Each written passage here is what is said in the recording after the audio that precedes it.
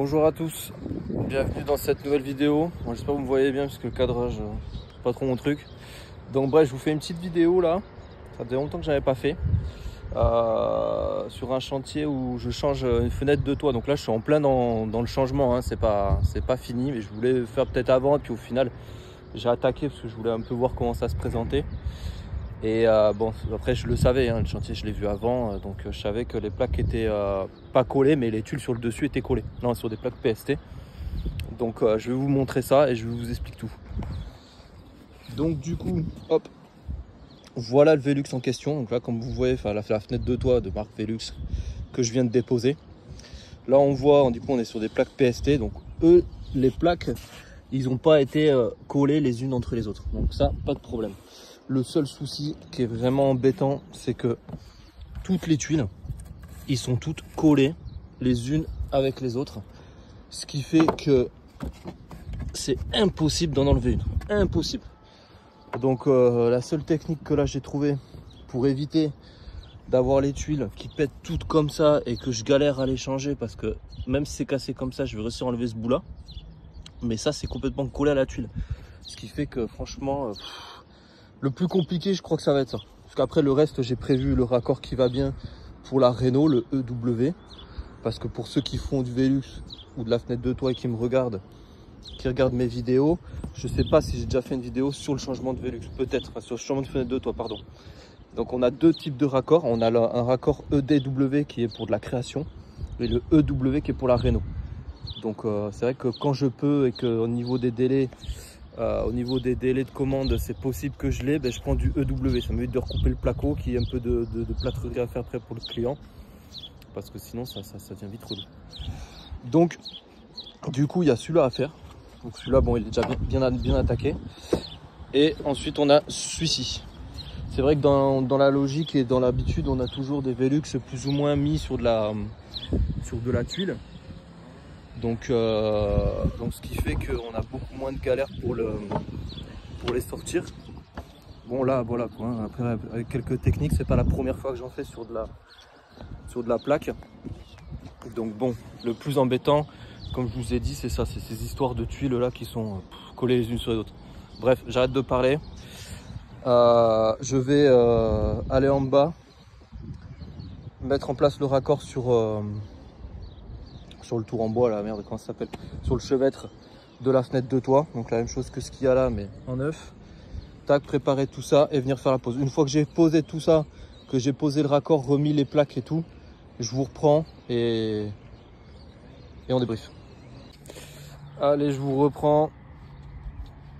Où c'est que j'en suis? La première fenêtre de toit là, ça y est, elle est mise en place. J'ai remis les plaques, remis toutes les tuiles que j'ai pu. Là, il me restera le vitrage à poser.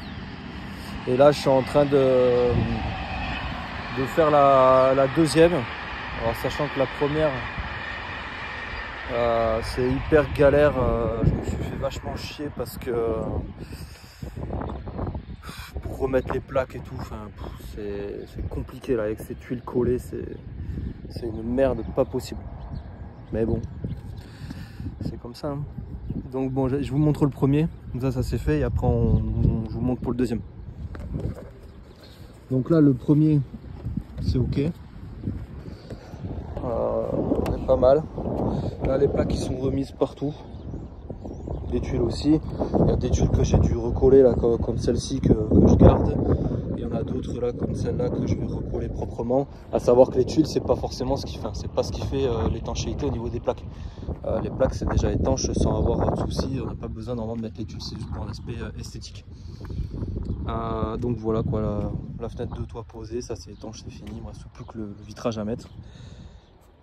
Donc j'en ai chié surtout pour mettre celle-ci, cette plaque là. Pour remettre ce plaque là, il y avait le gros trou là, je sais pas si vous vous souvenez au début de la vidéo.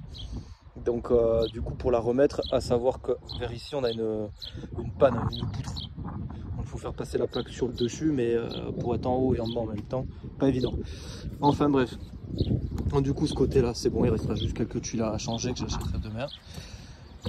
Celui-ci il faut le virer aussi. Alors bon, en soi ça reste à peu près la même chose. J'ai commencé, comme vous voyez il y a pas mal de casses, bah, c'est impossible quoi, sortir les tuiles c'est une mission quoi, une mission. Là ce que je fais c'est qu'à la disqueuse je coupe au niveau ici, parce que moi il faut que je lève cette plaque là pour réussir à sortir la fenêtre de toit et surtout le raccord et remettre mon autre raccord. Là en haut, comme on peut le voir, c'est complètement collé au faîtage. Donc là on a la bavette de derrière qui vient ici, ça va être mignon aussi à poser. Encore en fait là ce qui me fait chier, c'est pas forcément, enfin oui et non, c'est que mettre le côté de gauche du raccord, le mettre, je vais y arriver à le mettre.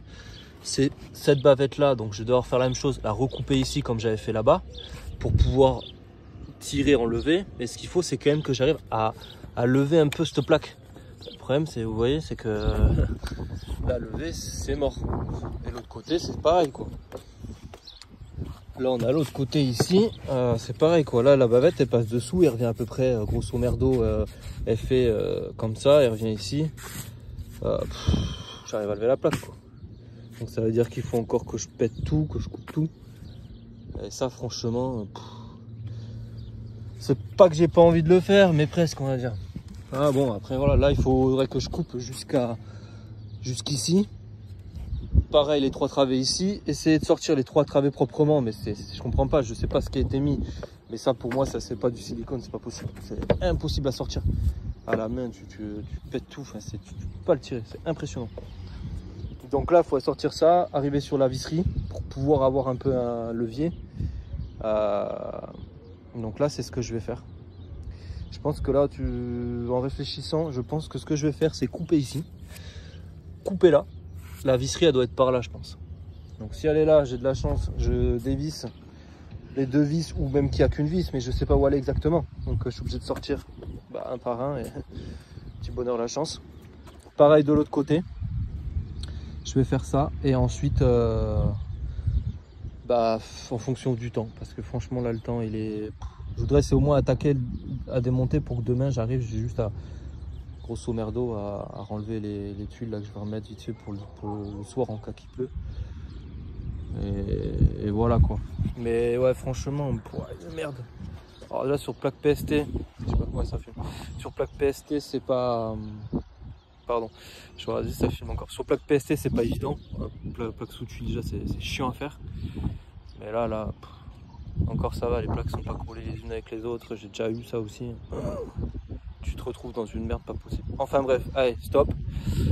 Je continue, je vous reprends quand ça a avancé. Je pense que vous n'allez pas trop m'entendre. Je vais plus près de ma bouche, comme ça vous allez peut-être entendre quelque chose. Donc voilà, là, le Velux, là, il est posé. Ça c'est le deuxième, il me reste encore des tuiles à poser, à finir. Donc là j'en ai quelques-unes que j'ai été chercher tout à l'heure.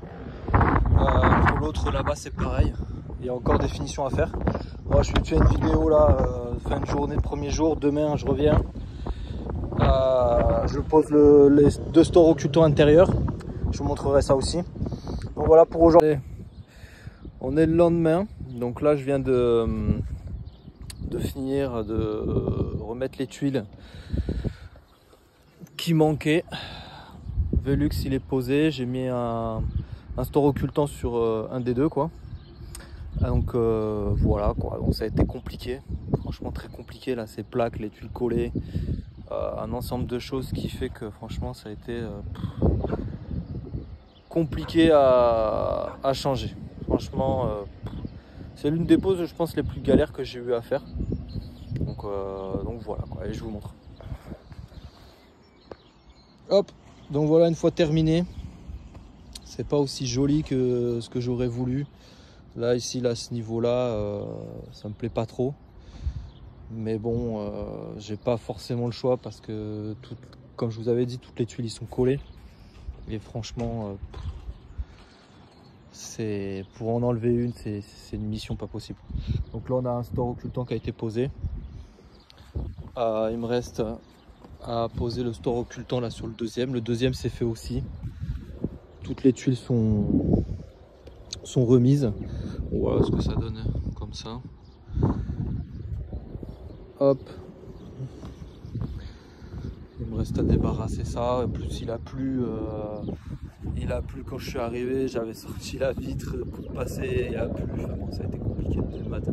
Là, il est à peu près 10h, 10h30 je crois.